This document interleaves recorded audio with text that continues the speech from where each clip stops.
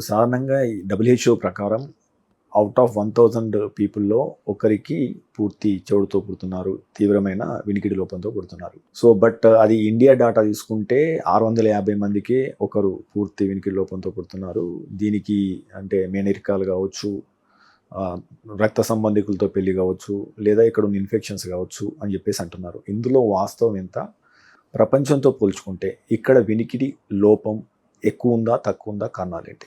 డెఫినెట్గా ప్రపంచంతో పోల్చుకుంటే మన దాంట్లో వినికిడి లోపాలు, ఎస్పెషలీ పుట్టుకతో వచ్చిన వినికిడి లోపాలు ఎక్కువే. Very nicely put forward by you. చక్కగా చెప్పారు. కన్సాంగ్వినిటీ, మేనరికాలు మన దాంట్లోనే ఎక్కువ. అదే వేరే కంట్రీస్లో చూసుకుంటే ఒకళ్ళు ఆస్ట్రేలియన్ ఉంటారు, ఇంకొకళ్ళు ఆఫ్రికన్ ఉంటారు పెళ్లి చేసుకునే వాళ్ళు.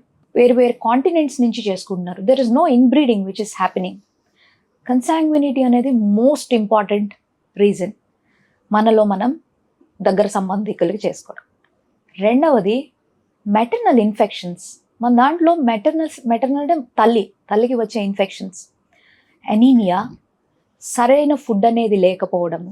వీటి వల్ల మీరెందుకు ఈ వేరే రకాలవి కూడా ఉంటాయి కదా, దీన్ని ఎందుకు స్పెసిఫిక్గా చెప్తున్నారు, మీకు ఎలా ఉపయోగం ఉంటుంది, ఎందుకంటే వినికిడనే తర్వాత కదా అనేది. అంటే ఇది ఒకటి గుర్తుపెట్టుకోవాలి. మీకు గుర్తుంటే మహాభారతంలో అభిమన్యుడు సుభద్రాదేవి పొట్టలో ఉండేటప్పుడే పూర్తిగా వినగలిగాడు.